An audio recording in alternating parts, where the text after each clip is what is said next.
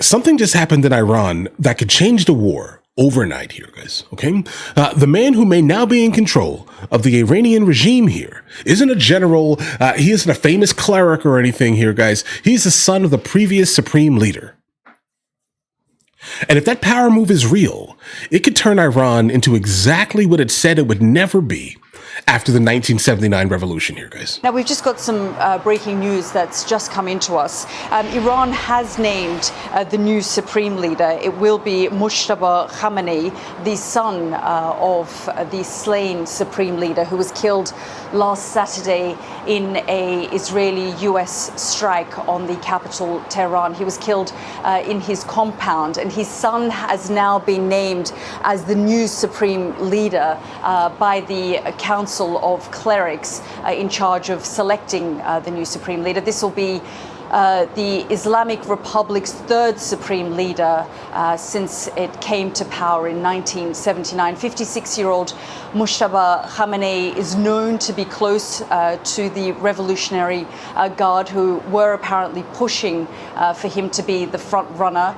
He is a mid-level cleric who studied in seminaries in Qom, and for the past at least 20 years, his name has been floated as the potential replacement to his father. But there was also much discussion and controversy around that because this Islamic Republic is not a hierarchical system.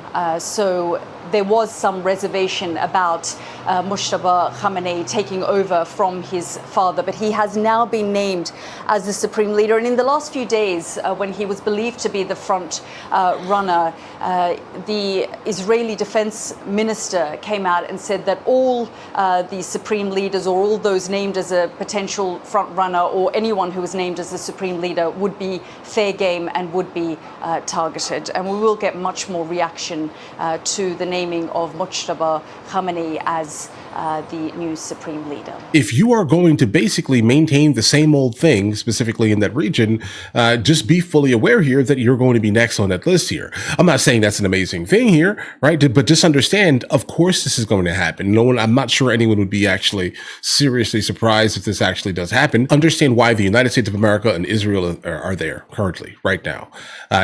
If this guy takes leadership, then the exact same old thing is going to happen. No change, just a different day, different name, kinda. Hannah, what's the Trump administration now saying about Operation Epic Fury, the future of Iran's leadership?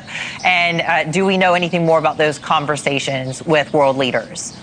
Well, Anna, President Trump is making it clear that he does want a say in Iran's long-term future and its leadership, even as his administration is really warning that this military operation is just ramping up. President Trump is declining still to put time limits on this operation. He says U.S. forces will do whatever it takes. But the president does say he is going to be involved in the selection of a new leader for Iran. He didn't say exactly how that's going to happen. And in fact, just minutes ago, Iranian media started reporting that they chose the son of the previous Ayatollah as the new supreme leader. Remember, the Ayatollah was killed in the early days of the conflict. Iran saying they've now chosen his son.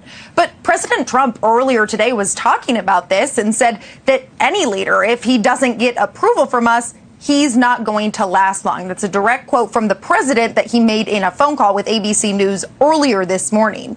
And Iran's current leaders have really publicly pushed back on the idea of any U.S. involvement in their leadership. We don't want to come back every 5 years or every 10 years and do this. So we want to pick a president that's not going to be leading their country into a war. We allow nobody to interfere in our domestic affairs. This is up to the Iranian people to elect their new leader. It is only the business of the Iranian people and nobody else's business. Like, it definitely would be good, specifically if the Iranian people actually had more of a say than specifically the IRGC.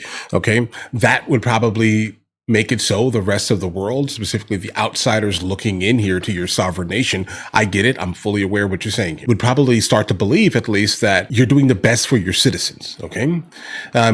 But that's generally not the case here. Okay. You're allowing the military specifically to dictate exactly how your country is ran exclusively. Like, you can't say you're doing what's best for the country.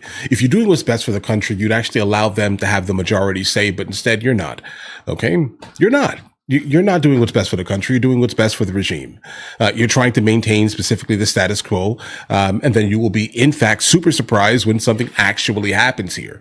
All right. And I am not trying to be the arbiter here. I'm not trying to be someone who is trying to dictate exactly what's going to happen kind of going forward. I'm just someone here giving you commentary. Let's say this here. If something happens, I'm not going to be super surprised here because nothing is going to change. You're going to maintain legitimately the status quo here.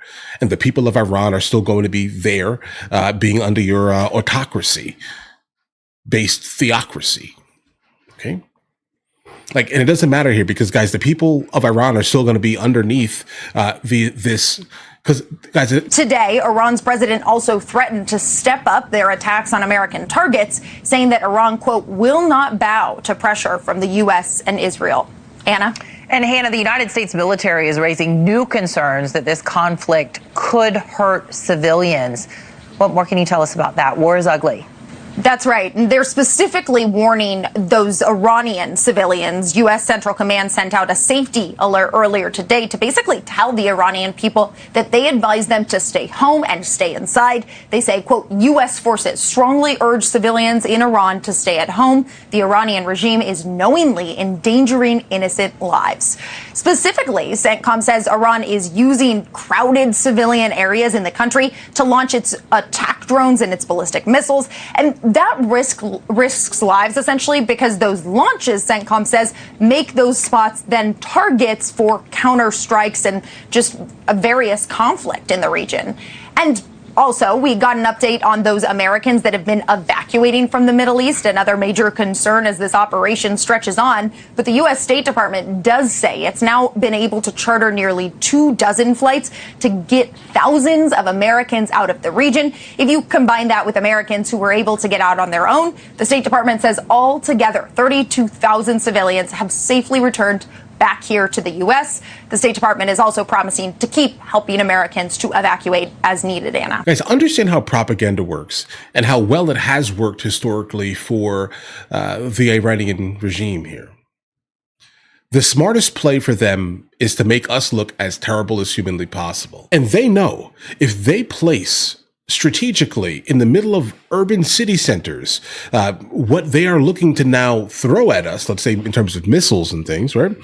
We know where that is coming from. We know where the launch point was, etc. And then what's going to end up happening? We're going to end up striking that spot. Okay.